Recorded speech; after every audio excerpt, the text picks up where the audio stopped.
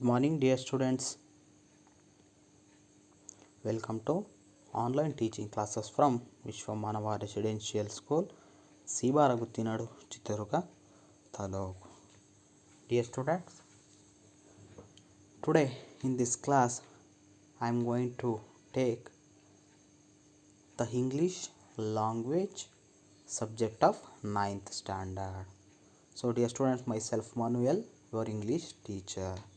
So dear students, in this class we are going to discuss the revision classes.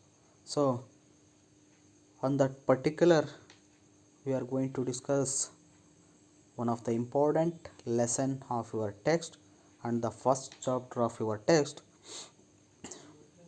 the enchanted pool. So ವಿದ್ಯಾರ್ಥಿಗಳೇ, ನಿಮಗೆ ಎಲ್ಲ ಒಂದು ಪಠ್ಯ ವಿಷಯಗಳು ಇಲ್ಲಿಗೆ ಮುಗಿದಿದ್ದಾವೆ. ಸೊ ಹಾಗಾಗಿ ಮತ್ತೆ ನಾವು ಮೊದಲನೇ ಪಾಠದಿಂದ ರಿವಿಷನ್ ಕ್ಲಾಸ್ ಅಂದರೆ ಯಾವ ಇಂಪಾರ್ಟೆಂಟ್ ಕ್ವಶನ್ಸ್ಗಳು ಬರ್ತಾ ಹೋಗ್ತವೆ ಅದ್ರ ಬಗ್ಗೆ ಡಿಸ್ಕಸನ್ನು ಮಾಡ್ತಾ ಹೋಗೋಣ. ಸೊ ಇವತ್ತಿನ ಒಂದು ತರಗತಿಯಲ್ಲಿ ನಿಮ್ಮ ಪಠ್ಯಪುಸ್ತಕದ ಮೊದಲನೇ ಪಾಠವಾಗಿರುವಂಥ ದ ಎನ್ಚಾಂಟೆಡ್ ಪೂಲ್ ವಿಷಯದ ಒಂದು ಮುಖ್ಯವಾದಂಥ ಪ್ರಶ್ನೆ ಉತ್ತರಗಳ ಬಗ್ಗೆ ತಿಳ್ಕೊಳ್ತಾ ಹೋಗೋಣ.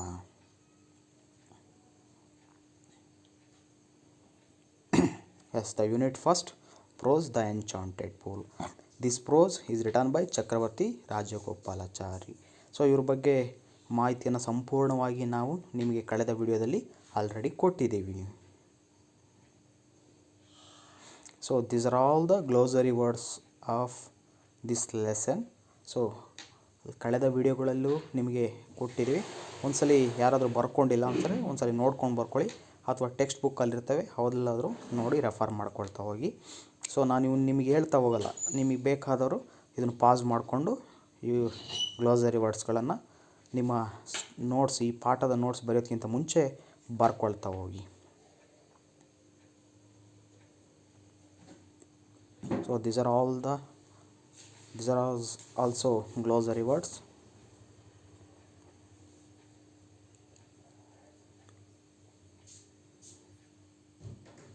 And these are also glossary words. So ಇಷ್ಟು ಗ್ಲೋಸರಿ ವರ್ಡ್ಸ್ಗಳು ದ ಎನ್ಚಾಂಟೆಡ್ ಪೂಲ್ ಚಾಪ್ಟ್ರಲ್ಲಿ ಬರ್ತಾ ಹೋಗ್ತವೆ. ಸೊ ನಾನು ಆಲ್ರೆಡಿ ಹೇಳ್ದಂಗೆ ಯಾರಾದರೂ ಬರ್ಕೊಂಡಿಲ್ಲ ಅಂದರೆ ಬರ್ಕೊಳ್ಳಿ, ಪಾಸ್ ಮಾಡ್ಕೊಂಡು ವಿಡಿಯೋನ ಬರ್ಕೊಳ್ತಾ ಹೋಗಿ.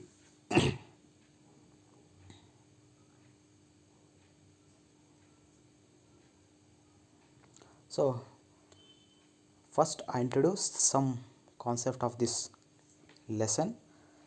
So Ramayana and Mahabharata are the two great epics of our country. These two are granary of all kinds of knowledge and demonstrate our tradition and culture. Our youngsters should be aware of these two great epics. So this extract of Mahabharata is given for learning. So the teacher and parents should provide more knowledge about the two great epics. ಅಂದರೆ ನಿಮ್ಮೆಲ್ಲರಿಗೂ ಗೊತ್ತಿರುವಂತೆ ರಾಮಾಯಣ ಮಹಾಭಾರತಗಳು ನಮ್ಮ ಒಂದು ದೇಶದಲ್ಲಿ ಕಂಡುಬರುವಂಥ ಎರಡು ಮುಖ್ಯವಾದಂತಹ ಮಹಾಕಾವ್ಯಗಳು. So ಅವು ನಮಗೇನು ಮಾಡ್ತಾವಪ್ಪ ಅಂದರೆ they gave more knowledge like deficit tradition and culture. ಅಂದರೆ ನಮ್ಮ ಒಂದು ಕಲ್ಚರ್ ಬಗ್ಗೆ, ನಮ್ಮ ಒಂದು ಆಚಾರ ವಿಚಾರಗಳ ಬಗ್ಗೆ, ಮೌಲ್ಯಗಳ ಬಗ್ಗೆ ಅನೇಕ ರೀತಿಯಾದಂಥ ಮಾಹಿತಿಯನ್ನು ನಾವು ನಮಗೆ ಕೊಡ್ತಾ ಹೋಗ್ತವೆ. Our youngster should be aware of these two great epics. So ನಾವು ಯುವ ಶಕ್ತಿಗೆ ಈ ಒಂದು ಮಾಹಿತಿಯನ್ನು ನಾವು ಮುಖ್ಯದಾಗಿ ತಿಳಿಸಿ ಅವರು ಎಚ್ಚರಗೊಳ್ಳುವಂತೆ ನಾವು ಮಾಡಬೇಕು, ಅವರಲ್ಲಿ ಮಾನವೀಯ ಮೌಲ್ಯಗಳನ್ನು ಬಳಸಬೇಕು. So this extract of Mahabharata is given for learning. So ಈ ಒಂದು ಎಕ್ಸ್ಟ್ರಾಕ್ಟ್, ಈ ಒಂದು ಪಾಠವನ್ನು, ಈ ಒಂದು ಕಥೆಯನ್ನು ಮಹಾಭಾರತದ ಒಂದು ಕಥೆಯಿಂದ ತೆಗೆದುಕೊಂಡಿದ್ದಾರೆ. ಸೊ ಇದ್ರ ಬಗ್ಗೆ ಶಿಕ್ಷಕರಾದಂಥವ್ರು ಮತ್ತು ಮಕ್ಕಳಾದಂಥವ್ರು ಇನ್ನೂ ಹೆಚ್ಚು ನಾಲೆಡ್ಜನ್ನು ಬೆಳೆಸ್ಕೋಬೇಕು ಅನ್ನುವಂಥ ಒಂದು ಅಂಶವನ್ನು ಇಲ್ಲಿ ನಿಮಗೆ ಕೊಡ್ತಾ ಹೋಗಿದ್ದಾರೆ.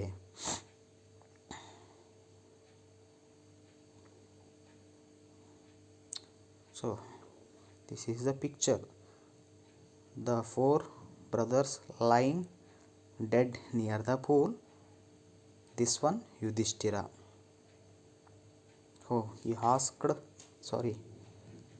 He told answers to Yaksha.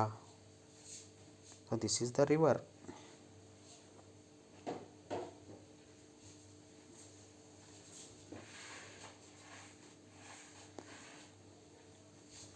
So ಮೊದಲನೇದಾಗಿ ನಿಮಗೆ ಈ ಪಾಠದಲ್ಲಿ ಚೂಸ್ ದ ಕರೆಕ್ಟ್ ಆನ್ಸರ್ಸ್ಗಳು ಬರ್ತಾ ಹೋಗ್ತವೆ. ಅಂದರೆ fill in the blanks type 4 ಆನ್ಸರ್ಗಳನ್ನು ಕೊಡ್ತಾರೆ, ಅದಕ್ಕೆ ರಿಲೇಟೆಡಾಗಿ ಉತ್ತರ ಬರೀಬೇಕು, ಅಥವಾ ಕೊಡದೇನಾದರೂ ಇರ್ಬೋದು, ಅವನ್ನ ಬರೀಬೇಕಾಗುತ್ತೆ. ಸೊ ನೋಡಿಕೊಡ್ರಿ, ಇವು 1 ಮಾರ್ಕ್ಸಿಗೆ ಬರೋದ್ರಿಂದ ಇವನ್ನೇನು ನಾನು ಎಕ್ಸ್ಪ್ಲೈನ್ ಮಾಡೋದಿಲ್ಲ. ಸೊ ಯಾರಾದರೂ ಬರ್ಕೊಳ್ಳೋರಿದ್ದರೆ, ನೋಟ್ಸಲ್ಲಿ ಆಲ್ರೆಡಿ ಕೊಟ್ಟಿದ್ದೀನಿ, ಯಾರಾದರೂ ಬರ್ಕೊಳ್ಳೋರಿದ್ದರೆ ಬರ್ಕೊಳ್ತಾ ಹೋಗಿ.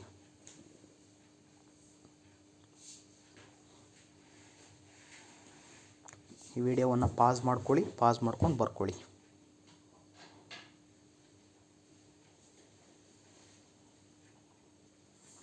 ಸೊ ಇವು ಸಹ ಚೂಸ್ ದ ಕರೆಕ್ಟ್ ಆನ್ಸರ್ಸ್ ಕ್ವಶನ್ಸ್ಗಳು. ಸೊ ಇವನು ಪಾಸ್ ಮಾಡಿಕೊಂಡು ಬರ್ಕೊಳ್ತಾ ಹೋಗಿ. ಇಲ್ಲಿ ಏನು ನಮಗೆ ಬೋಲ್ಡ್ ಕಲರಲ್ಲಿ ಏನು ಕಾಣಿಸ್ತಿದೆ, ಇದು ಆನ್ಸರ್ಗಳಿವು ನೋಡಿ. ಇಲ್ಲಿ dais, Brahman, great hero, wife, glad, transparent, fatal, Bhima. So ಇವು ಈ ಒಂದು ಪ್ರಶ್ನೆಗಳಿಗೆ ಉತ್ತರಗಳವು.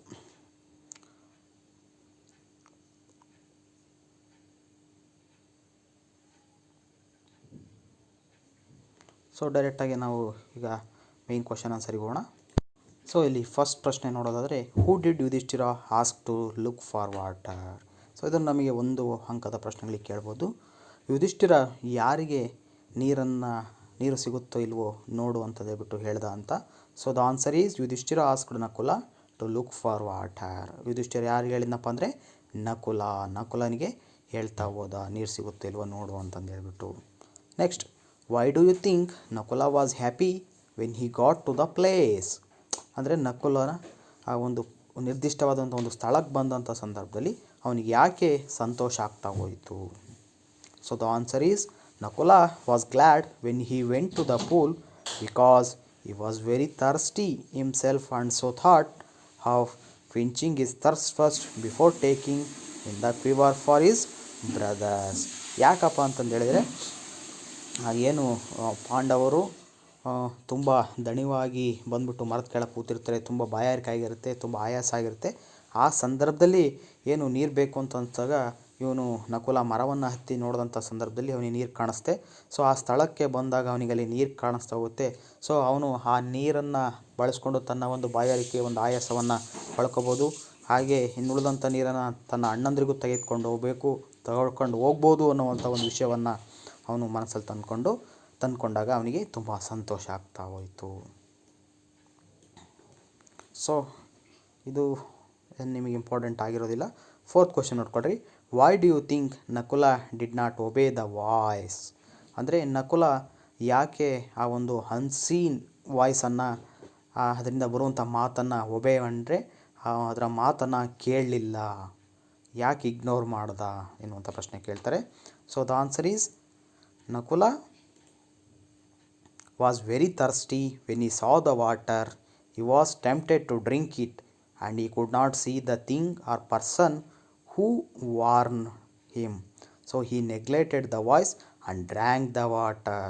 ಅಂದರೆ ನಕುಲನಿಗೆ ಏನಾಗಿತ್ತಪ್ಪ ಅಂದರೆ ತುಂಬ ಬಾಯಾರಿಕೆ ಆಗಿತ್ತು. ಸೊ ಆ ನೀರನ್ನು ನೋಡಿದ ತಕ್ಷಣ ಮೊದಲು ಆ ನೀರನ್ನು ಕುಡಿದ್ಬಿಟ್ಟು ತನ್ನ ಬಾಯಾರಿಕೆಯನ್ನು ನೀಗಿಸ್ಕೋಬೇಕು ಅಂತಂದೇಳ್ಬಿಟ್ಟು ಅವನು ಅಂದ್ಕೊಂಡಿದ್ದ. So he was tempted to drink it, ಆ ನೀರು ಕುಡಿಬೇಕು ಅಂತಂದೇಳ್ಬಿಟ್ಟು ತುದಿಗಾಲಲ್ಲಿ ನಿಂತ್ಕೊಂಡಿದ್ದ. So he could not see the thing or person who warned. So ಆ ಒಂದು ಸಂದರ್ಭದಲ್ಲಿ ಅವನಿಗೆ ಏನು ಆ ಅನ್ಸೀನ್ ವಾಯ್ಸಿಂದ ಬಂದಂತಹ ಒಂದು ಮಾತು ಅವನಿಗೆ ಏನು ಅಷ್ಟೊಂದು ಇಂಪಾರ್ಟೆನ್ಸ್ ಅಂತಂದೇಳಿ ಅನಿಸ್ಲಿಲ್ಲ. ಸೊ ಈ neglected the voice and drank the water. So ಅದನ್ನು ಅವನೇನು ಮಾಡ್ದ, ನೆಗ್ಲೆಕ್ಟ್ ಮಾಡ್ದ, ಅದನ್ನು ತಲೆಗೆ ಹಾಕ್ಕೊಳ್ಳೋದಲ್ಲೇ ನೆಗ್ಲೆಕ್ಟ್ ಮಾಡಿ ನೀರನ್ನು ಕುಡಿತಾ ಹೋದ ಎನ್ನುವಂಥದ್ದು. ಸೊ ನೆಕ್ಸ್ಟ್ ಮುಂದೆ ನೋಡೋದಾದರೆ, what happen to Nakula when he drank the water? Nakula ಆ ನೀರನ್ನು ಕುಡಿದಂಥ ಸಂದರ್ಭದಲ್ಲಿ ನಕುಲನಿಗೆ ಏನಾಯಿತು ಎನ್ನುವಂಥ ಪ್ರಶ್ನೆ ಕೇಳ್ಬೋದು. So when he drank the water he began to feel terribly drowsy and he fell down to all appearance dead. ಅಂದರೆ ಅವನು ನೀರು ಕುಡಿದಂಥ ಸಂದರ್ಭದಲ್ಲಿ ಅವನಿಗೆ ಏನೋ ಒಂಥರ ಮನಸ್ಸಿನಲ್ಲಿ, ದೇಹದಲ್ಲಿ ಒಂಥರ ಏನೋ ವಿಚಿತ್ರವಾದಂಥ ಒಂದು ಭಾವನೆ, ವಿಚಿತ್ರವಾದಂಥ ಒಂದು ಹೊಸ ಅನುಭವ ಆಗ್ತಾ ಹೋಯಿತು. ಸೊ ಅವನಿಗೆ ಏನೋ ಒಂಥರ ನಿಶ್ಶಕ್ತಿ, ನಿತ್ರಾಣದ ಸ್ಥಿತಿಗೆ ತಲುಪ್ತಾ ಹೋದ. ಸೊ ಅಲ್ಲಿ ಅವನು ಒಂದು ಸತ್ತ ರೀತಿಯಲ್ಲಿ ಬೀಳ್ತಾ ಹೋದ. ಸೊ ಅವನ ಅಂಗಾಂಗಗಳು ಯಾವುದೇ ರೀತಿಯಾದಂಥ ಕಾರ್ಯವನ್ನು ನಡೆಸ್ತಲೇ ಸೊ ಸತ್ತ ವ್ಯಕ್ತಿಯ ಯಾವ ರೀತಿಯಾಗಿರ್ತಾನೋ ಆ ರೀತಿಯಾಗಿ ಅವನು ಆಗ್ತಾ ಹೋದ. Next, why did Yudhishthira send Sahadeva to see what the matter was. So Yudhishthira ಸಹದೇವನನ್ನು ಅಲ್ಲಿ ಏನಾಗಿದೆ ನೋಡ್ಕೊಂಬಾ ಅಂತಂದೇಳ್ಬಿಟ್ಟು ಯಾಕೆ ಕಳಿಸ್ತಾ. ಸೊ ಇದನ್ನು ನಮಗೆ 1 ಮಾರ್ಕ್ಸಿಗೆ ಕೇಳ್ಬೋದು. So answer, Nakula did not return for a long time. So Yudhishthira sent Sahadeva to see what the matter was. ಅಂದರೆ ನಕುಲ ನೀರು ತರೋದಕ್ಕೆ ಹೋಗ್ಬಿಟ್ಟು ತುಂಬ ಸಮಯ ಆಗಿತ್ತು, ತುಂಬ ಹೊತ್ತಾದರೂ ಅವನು ವಾಪಸ್ ಬರದೇ ಇರೋದನ್ನು ಕಂಡುಬಿಟ್ಟು ಯುಧಿಷ್ಠಿರ ಗಾಬರಿಯಿಂದ ಸಹದೇವನನ್ನು ಕಳಿಸ್ತಾ ಏನಾಗಿದೆ ನೋಡ್ಕೊಂಬರೋಗು ಅಂತಂದು ಹೇಳ್ಬಿಟ್ಟು. Next 7th question, why did Sahadeva meet the same fate as Nakula. ಯಾಕೆ ಸಹದೇವನಿಗೂ ಸಹ ನಕುಲನ ರೀತಿಯೇ ಆಗ್ತಾ ಹೋಯಿತು ಎನ್ನುವಂಥದ್ದು. So the answer is Sahadeva also ignored the voice which warned him, so he met the same fate as Nakula. ಯಾಕಪ್ಪ ಅಂತಂದು ಹೇಳಿದರೆ ಸಹದೇವನು ಸಹ ನಕುಲನ ರೀತಿಯಲ್ಲಿ ಅದೇನು ಅನ್ಸೀನ್ ವಾಯ್ಸ್ ಏನು ಬಂತಲ್ಲ ಅದರ ಒಂದು ಇನ್ಸ್ಟ್ರಕ್ಷನನ್ನು ಅವನು ಕೇಳ್ದಲೇ ಅವನ್ನ ಇಗ್ನೋರ್ ಮಾಡ್ತಾ ಹೋದ. ಸೊ ಇಗ್ನೋರ್ ಮಾಡಿ ಅವನು ಸಹ ನೀರು ಕುಡಿಯೋದಕ್ಕೆ ಅಂತಂದು ಹೇಳ್ಬಿಟ್ಟು ಮುಂದಾದ. ಆ ಒಂದು ಸಂದರ್ಭದಲ್ಲಿ ನಕುಲನ ರೀತಿಯಲ್ಲೇ ಸಹದೇವನು ಸಹ ಸತ್ತು ಬಿದ್ದ. ಸೊ ಇದುವರೆಗೂ ಯಾರಾದರೂ ಕ್ವಶನ್ ಆನ್ಸರ್ಗಳು ನೋಟ್ಸ್ ಬರ್ಕೊಂಡಿಲ್ಲ ಅಂದರೆ ವಿಡಿಯೋವನ್ನು ಪಾಸ್ ಮಾಡಿಕೊಂಡು ನೋಟ್ಸ್ ಬರ್ಕೊಳ್ತಾ ಹೋಗಿ. ಸೊ ಇವೇ ನಿಮಗೆ ಮುಖ್ಯವಾಗಿ ಎಕ್ಸಾಮ್ ಪರ್ಪಸ್ಸಿಂದ ಬರುವಂಥ ಪ್ರಶ್ನೆಗಳು.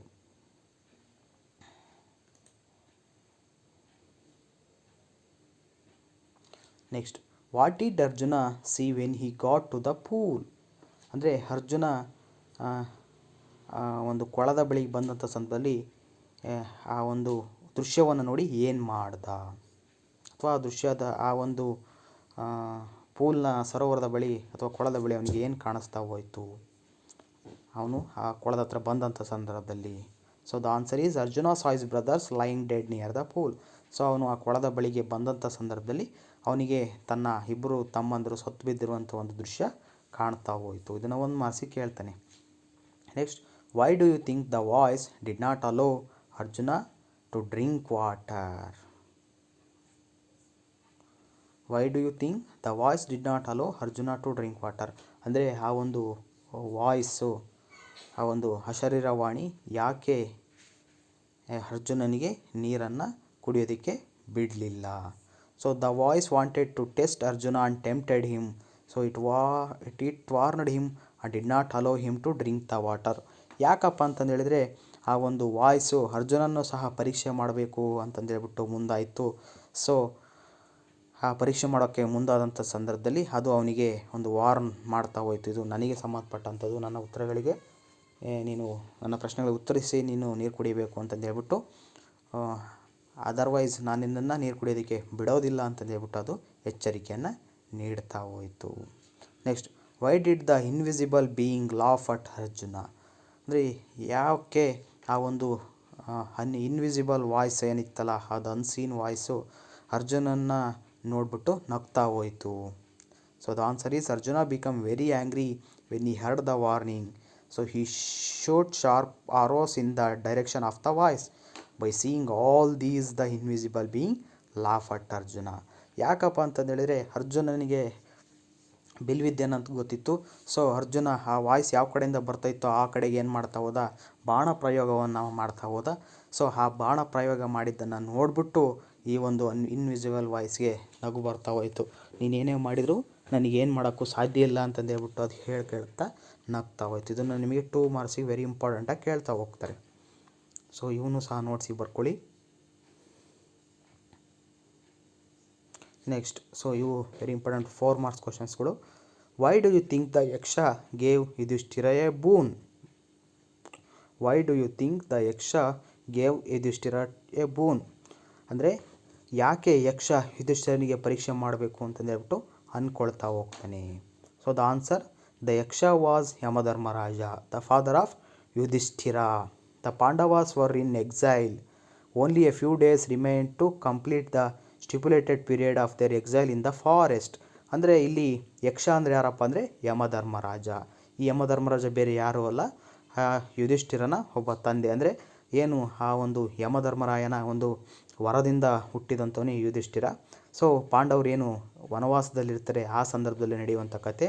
ಸೊ ಅವರು ಏನು 12 ವರ್ಷಗಳ ವನವಾಸವನ್ನು ಅನುಭವಿಸಿರ್ತಾರೆ, ಅದು ಇನ್ನೇನು ಕೊನೆಯ ಹಂತಕ್ಕೆ ತಲುಪಿ ಅವ್ರು ಇನ್ನೇನು ಅಜ್ಞಾತವಾಸಕ್ಕೆ ತೆರಳುವಂಥ ಒಂದು ಸ್ಥಿತಿ ಬಂದಿರುತ್ತೆ. They still had the past of 13th year in Agnyatavasa. So ನಾನು ಹೇಳಿದ್ನಲ್ಲ, ಅವ್ರು ಇನ್ನೇನು 13ನೇ ವರ್ಷದ ಒಂದು ಅಜ್ಞಾತವಾಸದ ಒಂದು ಅವಧಿಗೆ ಕಾಲಿಡುವಂಥ ಒಂದು ಸನ್ನಿವೇಶ ಬಂದಿರುತ್ತೆ. They should remain in Cognito, ಅಂದರೆ ಆ ಒಂದು ಸ್ಥಳದಲ್ಲಿ ಅವರು ಯಾರಿಗೂ ಗುರುತಿಗೆ ಸಿಗದೆ ಅಂತಾರೆ ಮಾರು ವೇಷದಲ್ಲಿ ಇರಬೇಕಾಗಿತ್ತು. ಯಾರು ಅವ್ರನ್ನ ಪಾಂಡವರು ಅಂತಂದು ಹೇಳ್ಬಿಟ್ಟು ಗುರ್ತಿಡಿಯೋ ಹಾಗಿರಲಿಲ್ಲ.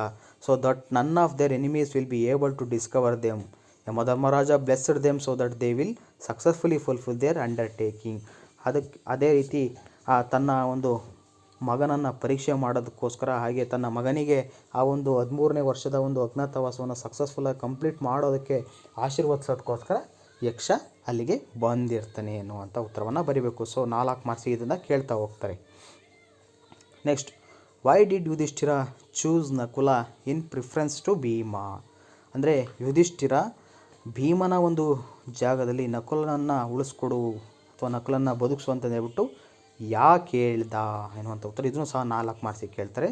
Pandu the father of Pandavas had 2 wives. So ನಿಮ್ಮೆಲ್ಲರಿಗೂ ಗೊತ್ತಿದೆ, ಪಾಂಡುರಾಜನಿಗೆ 2 ಹೆಂಡತಿಯರು, ಕುಂತಿ ಆ್ಯಂಡ್ ಮಾದ್ರಿ, ಕುಂತಿ ಮತ್ತು ಮಾದ್ರಿ. ಯುಧಿಷ್ಠಿರ, ಭೀಮ ಆ್ಯಂಡ್ ಅರ್ಜುನ ಅವರ್ ಕುಂತಿ ಸನ್.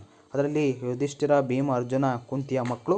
ಹಾಗೆ Nakula and Sahadev are Madri son. Nakula ಮತ್ತು ಸಹದೇವರು ಮಾದ್ರಿಯ ಮಕ್ಕಳಾಗಿರ್ತಾರೆ. Yudhishthira asked the Yaksha to revive Nakula become he was the only surviving son of Madri. ಯಾಕೆ ಕೇಳ್ತಾನಪ್ಪ ಅಂತಂದು ಹೇಳಿದರೆ, ಸೊ ಮುಂದೆ ನೋಡಿ, Yudhishthira was the only surviving son of Kunti. The 2 mothers will each have 1 surviving sun. So Yudhishthira choose Nakula to be revived. ಅಂದರೆ ಈಗ ಕುಂತಿಗೆ ಮಗನಾಗಿ ಯುಧಿಷ್ಠಿರನಾಗಿರುವಂಥ ನಾನು ಉಳ್ಕೊಂಡಿದ್ದೀನಿ, ಹಾಗೆ ನಮ್ಮ ಇನ್ನೊಬ್ಬ ತಾಯಿಯಾಗಿರುವಂಥ ಮಾದ್ರಿ, ಅವಳಿಗೆ ಒಬ್ಬ ಮಗು ಇರಬೇಕು, ಇಲ್ಲಾಂದರೆ ಅವಳಿಗೆ ಪುತ್ರ ಶೋಕ ಅನ್ನುವಂಥದ್ದು ಕಾಡ್ತಾ ಹೋಗುತ್ತೆ. ಸೊ ಹಾಗಾಗಿ ನಕುಲನನ್ನು ಉಳಿಸಿದರೆ ನಮ್ಮ ತಾಯಿಯು ಸಹ ಸಂತೋಷದಿಂದ ಇರ್ತಾಳೆ ಅನ್ನೋ ಒಂದು ವಿಷಯಕ್ಕೋಸ್ಕರ ನಾನು ಭೀಮನ ಬದಲಾಗಿ ನಕುಲನನ್ನು ನಾನು ಉಳಿಸ್ಬೇಕು ಅಂತ ಹೇಳ್ಬಿಟ್ಟು ನಿಮ್ಮಲ್ಲಿ ಕೇಳ್ಕೊಳ್ತಿದ್ದೀನಿ ಅಂತ ಹೇಳ್ಬಿಟ್ಟು ಹೇಳ್ತಾ ಹೋಗ್ತಾನೆ. ಸೊ ಇದನ್ನು ನಿಮಗೆ 4 ಮಾರ್ಕ್ಸಿಗೆ ಕೇಳ್ಬೋದು. Next, why did Yama take the form of Yaksha? ಯಾಕೆ ಯಮಧರ್ಮರಾಯ ಯಕ್ಷನ ಒಂದು ಮಾರುವೇಷದಲ್ಲಿ ಯಕ್ಷನ ಒಂದು ವೇಷವನ್ನು ಹಾಕೊಂಡ್ಬಂದಿದ್ದ? So Yamadharmaraya wanted to test and give blessings to his son Yudhishthira. Yamadharmaraya ಏನು ತನ್ನ ಮಗನನ್ನು ಪರೀಕ್ಷಿಸೋದಕ್ಕೋಸ್ಕರ, ಹಾಗೆ 13ನೇ ವರ್ಷದ ಒಂದು ಅಜ್ಞಾತವಾಸಕ್ಕೆ ಅವನಿಗೆ ಒಂದು ಆಶೀರ್ವಾದವನ್ನು ನೀಡೋದಕ್ಕೋಸ್ಕರ ಬಂದಿರ್ತಾನೆ. So he changed his form as deer and ಯಕ್ಷ.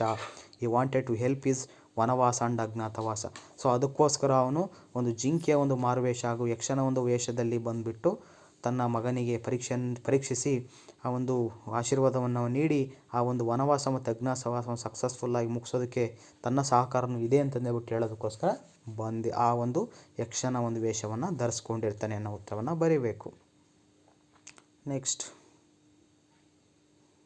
ಸೊ ಇವಿಷ್ಟು ನಿಮಗೆ ಕ್ವಶನ್ ಆನ್ಸರ್ಗಳು 1 ಮಾರ್ಕ್ಸ್ ಅಥವಾ 2 ಮಾರ್ಕ್ಸ್ ಅಥವಾ 4 ಮಾರ್ಕ್ಸ್ ಕ್ವಶನ್ 3 or 4 ಮಾರ್ಕ್ಸಿಗೆ ಕೇಳ್ತಾ ಹೋಗ್ತಾರೆ. ಸೊ ಅದನ್ನು ಬಿಟ್ಟರೆ ನಿಮಗೆ ಮತ್ತೆ ಇನ್ನೇನು ಕೇಳ್ಬೋದಪ್ಪ ಅಂತಂದು ಹೇಳಿದರೆ, ಸೊ ಎಕ್ಸ್ಟ್ರಾಟ್ ಕ್ವಶನ್ಗಳು. ಸೊ ಒಂದು ಸ್ಟೇಟ್ಮೆಂಟ್ ಕೊಡ್ತಾರೆ, ಆ ಸ್ಟೇಟ್ಮೆಂಟ್ ರಿಲೇಟೆಡಾಗಿ 2 or 3 ಕ್ವಶನ್ಸ್ ಇರ್ತವೆ, ಅದಕ್ಕೆ ನೀವು ಉತ್ತರವನ್ನು ಬರೀಬೇಕಾಗುತ್ತೆ. ಸೊ ಫಸ್ಟ್ ನೋಡಿ, reach each of the following extract and answer the questions given below. So first statement, at A little distance I C water plants and cranes. ಅಂದರೆ ಈ ಒಂದು ಸ್ಟೇಟ್ಮೆಂಟ್ ಅರ್ಥ ಏನಪ್ಪ ಅಂದರೆ, ಸ್ವಲ್ಪ ದೂರದಲ್ಲಿ ನನಗೆ ಒಂದು ವಾಟರ್ ಪ್ಲ್ಯಾಂಟ್ಸ್ಗಳು ಮತ್ತು ಕ್ರೇನ್ಸ್ಗಳು, ಅಂದರೆ ನೀರಿನಲ್ಲಿ ಬೆಳೆಯುವಂಥ ಸಸ್ಯಗಳು ಹಾಗೂ ಬಾತುಕೋಳಿಗಳು ಕಂಡು ಬರ್ತಾ ಇದ್ದಾವೆ ಅನ್ನೋ ಒಂದು ಸ್ಟೇಟ್ಮೆಂಟು. ಸೊ ಇದಕ್ಕೆ ಫಸ್ಟ್ ಕ್ವಶನ್ ಏನು ರೈಸ್ ಆಗಿದೆಪ್ಪ ಅಂದರೆ, ಹೂ ಸೆಡ್ ದೀಸ್? ಈ ಮಾತನ್ನು ಯಾರು ಹೇಳಿದರು? So the answer is Nakula said these. ಯಾರು ಹೇಳಿದ್ರಪ್ಪ ಅಂದರೆ ನಕುಲ ಹೇಳ್ದ. So second question, B question, why did he say these? ಅವನು ಯಾಕೆ ಆ ರೀತಿಯಾಗಿ ಹೇಳ್ದ? So because the Pandavas were thirsty and Yudhishthira asked Nakula to climb the tree and see whether there is any pool or near by. ಯಾಕಪ್ಪ ಅಂದರೆ ಪಾಂಡವರಿಗೆ ಏನು ಆ ಜಿಂಕೆಯ ಒಂದು ಬೆನ್ನಟ್ಕೊಂಡು ಬಂದ್ಬಿಟ್ಟು ತುಂಬ ಬಾಯಾರಿಕೆ ಹಾಗೂ ತುಂಬ ಸುಸ್ತಾಗಿರುತ್ತೆ. ಅವರು ಒಂದು ಮರದ ಕೆಳಗೆ ಕೂತ್ಕೊಂಡಿರ್ತಾರೆ. ಸೊ ಅವರ ದಣಿವಾರಿಸ್ಕೊಳ್ಳೋದಕ್ಕೋಸ್ಕರ, ಅವರ ಬಾಯಾರಿಕೆಯನ್ನು ನೀಗಿಸ್ಕೊಳ್ಳೋದಕ್ಕೋಸ್ಕರ ಇಲ್ಲಿ ಹತ್ತಿರದಲ್ಲಿ ಯಾವುದಾದ್ರೂ ಸರೋವರ ಅಥವಾ ನೀರಿನ ಒಂದು ಮೂಲಗಳಿದೆ, ಅದನ್ನು ನೋಡು ಅಂತ ಹೇಳ್ಬಿಟ್ಟು ತನ್ನ ತಮ್ಮನಿಗೆ ಹೇಳ್ತಾ ಹೋಗ್ತಾನೆ. ಇಲ್ಲಿ ಯಾರು ಹೇಳ್ತಾರಪ್ಪ ಅಂದರೆ ಯುಧಿಷ್ಠಿರ ಹೇಳ್ತಾನೆ. Next, stop Nakula, do not drink. ನಿಲ್ಲು ನಕುಲ, ನೀನು ನೀರನ್ನು ಕುಡಿಯೋ ಹಾಗಿಲ್ಲ ಎನ್ನುವಂಥ ಒಂದು ಸ್ಟೇಟ್ಮೆಂಟು. ಸೊ ಈ ಸ್ಟೇಟ್ಮೆಂಟ್ಗೆ 2 ಪ್ರಶ್ನೆ ಕೇಳ್ತಾನೆ ಮತ್ತೆ. So the A question, who said these, ಯಾರು ಹೇಳಿದ್ರಿ ಮಾತನ್ನು? ದ ಆನ್ಸರ್, ಯಕ್ಷ ಸೆಡ್ ದೀಸ್. ಸೊ ನೆಕ್ಸ್ಟ್ ಅಂದರೆ ಯಾರು ಹೇಳಿದ್ರಿ ಮಾತು? ಯಕ್ಷ ಹೇಳ್ದ ಅನ್ನುವಂಥದ್ದು. Next, why did he say so, ಅವ್ನು ಯಾಕೆ ಆ ರೀತಿಯಾಗಿ ಹೇಳ್ತಾ? ಯಾರು? ಯಕ್ಷ. ಎಸ್, ಇದಕ್ಕೆ ಉತ್ತರ ನೋಡೋದಾದರೆ, because the unseen voice has A test the Pandavas, therefore the unseen voice asked Nakula to answer his questions before drinking water. ಯಾಕಪ್ಪ ಅಂತಂದು ಹೇಳಿದರೆ, ಆ ಒಂದು ಅನ್ಸೀನ್ ವಾಯ್ಸ್ ಅಂದರೆ ಯಕ್ಷ ಪಾಂಡವರನ್ನು ಪರೀಕ್ಷೆ ಮಾಡೋದಕ್ಕೆ ಅಂತಂದು ಹೇಳ್ಬಿಟ್ಟು ಬಂದಿರ್ತಾನೆ. ಸೊ ಹಾಗಾಗಿ ತನ್ನ ಪ್ರಶ್ನೆಗಳಿಗೆ ಅವ್ರು ಯಾವ ರೀತಿಯಾಗಿ ಉತ್ತರ ಕೊಡ್ತಾರೆ, ಅವರ ಒಂದು ವೈಶಿಷ್ಟ್ಯವನ್ನು ಅವನು ಪರೀಕ್ಷೆ ಮಾಡೋದಕ್ಕೋಸ್ಕರ ಅಲ್ಲಿ ನಾನು ಪ್ರಶ್ನೆಗಳನ್ನು ಕೇಳ್ತೀನಿ, ನನ್ನ ಪ್ರಶ್ನೆಗೆ ಉತ್ತರ ಕೊಡಿದ್ರೆ ನೀವು ನೀರು ಕುಡಿಯೋ ಹಾಗಿಲ್ಲ ಅಂತ ಹೇಳುವಂಥ ಒಂದು ಮಾತನ್ನು ಹೇಳ್ತಾ ಹೋಗ್ತಾನೆ. Next, third extract question, answer my questions before you drink the water. ನನ್ನ ಪ್ರಶ್ನೆಗಳಿಗೆ ನೀನು ಉತ್ತರವನ್ನು ಕೊಟ್ಟು ನಂತರ ನೀನು ನೀರನ್ನು ಕುಡಿಬೇಕು ಎನ್ನುವಂಥ ಒಂದು ಸ್ಟೇಟ್ಮೆಂಟು. ಸೊ ಇದಕ್ಕೆ ಕ್ವಶನ್ ಯಾವ ರೀತಿ ರೈಸ್ ಆಗುತ್ತೆ ಅಂದರೆ, A question, whom does you refer to. ಇಲ್ಲಿ ಯು ಅನ್ನುವಂಥದ್ದು ಯಾರನ್ನು ರೆಫರ್ ಮಾಡುತ್ತೆ ಈ ಒಂದು ಸ್ಟೇಟ್ಮೆಂಟಲ್ಲಿ? ನೋಡಿ, ಇಲ್ಲಿ ಯು ಅಂತ ಇದೆಯಲ್ಲ, ಇದು. So the answer is you refers to Arjuna. ಇಲ್ಲಿ ಯು ಅನ್ನುವಂಥದ್ದು ಯಾರನ್ನು ರೆಫರ್ ಮಾಡುತ್ತೆ? ಅರ್ಜುನನನ್ನು ರೆಫರ್ ಮಾಡುತ್ತೆ. Next, how did he react to these. So ಅದಕ್ಕೆ ಅರ್ಜುನ ಯಾವ ರೀತಿಯಾಗಿ ರಿಯಾಕ್ಟ್ ಮಾಡ್ದ ಅಂದರೆ ಪ್ರತಿಕ್ರಿಯೆಯನ್ನು ನೀಡ್ದ ಎನ್ನುವಂಥದ್ದು. So answer is, Arjuna become very hangry by hearing these words and he shoot sharp arrows in the direction of the voice. ಅರ್ಜುನನ ಏನಾಯ್ತಪ್ಪ ಅಂದರೆ ಆ ಮಾತನ್ನು ಕೇಳ್ಬಿಟ್ಟು ತುಂಬ ಕೋಪಗೊಂಡು ತುಂಬ ಸಿಟ್ಟಾಗ್ತಾ ಹೋಗ್ತಾನೆ. ಆ್ಯಂಡ್ ಅವನೇನು ಮಾಡ್ತಾನಪ್ಪ ಅಂತಂದರೆ, ಅವನಿಗೆ ಗೊತ್ತಿದ್ದಂತಹ ಬಿಲ್ವಿದ್ಯೆಯನ್ನು ಉಪಯೋಗಿಸ್ಕೊಂಡು ಆ ವಾಯ್ಸ್ ಬರುವಂಥ ಒಂದು ದಿಕ್ಕಿಗೆ ಬಾಣವನ್ನು ಹೊಡಿತಾ ಹೋಗ್ತಾನೆ ಅವನು ಅನ್ನುವಂಥದ್ದು. Next extract question, who are you, come and stand up to me and I will kill you. ಯಾರು ನೀನು? ನನ್ನ ಎದುರಿಗೆ ಬಂದು ನಿಂತ್ಕೋ, ನಾನು ನಿನ್ನನ್ನು ಕೊಂದುಬಿಡ್ತೀನಿ ಅಥವಾ ಸಾಯಿಸ್ತೀನಿ ಎನ್ನುವಂಥ ಒಂದು ಸ್ಟೇಟ್ಮೆಂಟು. ಸೊ ಇದಕ್ಕೆ ಪ್ರಶ್ನೆಗಳು, A question, who said these, ಈ ಮಾತನ್ನು ಯಾರು ಹೇಳಿದರು? So answer, Arjuna said these. ಈ ಮಾತನ್ನು ಯಾರು ಹೇಳಿದ್ರಪ್ಪ? ಅರ್ಜುನ ಹೇಳ್ತಾ ಹೋದ. Next B question, how did the unseen voice react to this. So ಅವನು ಅರ್ಜುನ ಆ ರೀತಿ ಹೇಳಿದಂಥ ಸಂದರ್ಭದಲ್ಲಿ ಆ ಅನ್ಸೀನ್ ವಾಯ್ಸ್ ಯಾವ ರೀತಿಯಾಗಿ ಪ್ರತಿಕ್ರಿಯೆಯನ್ನು ನೀಡ್ತು, ರಿಯಾಕ್ಟ್ ಮಾಡ್ತಾ ಹೋಯಿತು? So the answer is, Arjuna shoot sharp arrows in the direction of the voice, the invisible being laughed in scorn and said your arrows cannot touch me. So ಅವನು ಆ ರೀತಿ ಹೇಳಿದಂಥ ಸಂದರ್ಭದಲ್ಲಿ ಅದು ತುಂಬ ನಕ್ಕೊಳ್ತಾ ಅವನನ್ನು ಅಪಹಾಸ್ಯ ಮಾಡ್ಕೊತ, ನೀನು ನಿನ್ನ ಬಾಣಗಳಿಂದ ನನ್ನ ವಾಯ್ಸ್ ಕಡೆಗೆ ನೀನು ಹೊಡೆದ್ರೂ ಸಮೇತ ನನಗೆ ಏನೂ ಆಗೋದಿಲ್ಲ, ನಿನ್ನ ಬಾಣಗಳು ನನ್ನನ್ನು ಟಚ್ ಮಾಡೋದಕ್ಕೂ ಸಾಧ್ಯ ಇಲ್ಲ, ಸುಮ್ಮನೆ ವ್ಯರ್ಥ ಪ್ರಯತ್ನವನ್ನು ನೀನು ಮಾಡ್ತೀಯಾ ಅಂತಂದೇಳ್ಬಿಟ್ಟು ಆ ವಾಯ್ಸು ಹೇಳ್ತಾ ಹೋಗುತ್ತೆ. ಸೊ ಇವಿಷ್ಟು ನಿಮಗೆ ಇಂಪಾರ್ಟೆಂಟಾಗಿ ನಿಮಗೆ ಎಕ್ಸ್ಟ್ರಾಟನ್ನು ಕೇಳ್ಬೋದು. ಅದರ್ವೈಸ್ ಇದಕ್ಕಿಂತ ಬಿಟ್ಟು ಬೇರೆ ಯಾವುದಾದ್ರೂ ಪಾಠದೊಳಗಿಂದನೂ ಕೇಳ್ತಾ ಹೋಗ್ಬೋದು. ಸೊ ನಾನು ಮೇನ್ ಇಂಪಾರ್ಟೆಂಟ್ ಆದಂಥ ನಿಮಗೆ ತಿಳಿಸ್ತಾ ಹೋಗಿದ್ದೀನಿ. ಸೊ ಇದಿಷ್ಟು ಯಾರಾದರೂ ಇನ್ನೂ ನೋಟ್ಸ್ ನೀವೇನಾದ್ರು ಬರ್ಕೊಂಡಿಲ್ಲ ಅಂದರೆ ಈ ವಿಡಿಯೋವನ್ನು ಪಾಸ್ ಮಾಡಿಕೊಂಡು ಬರ್ಕೊಳ್ತಾ ಹೋಗಿ. ಸೊ ಇದಿಷ್ಟು ಇವತ್ತಿನ ಒಂದು ಕ್ಲಾಸ್, ಈ ಪಾಠದಲ್ಲಿ ಬರುವಂಥ ಮೇನ್ ಇಂಪಾರ್ಟೆಂಟ್ ಕ್ವಶನ್ಸ್ಗಳು.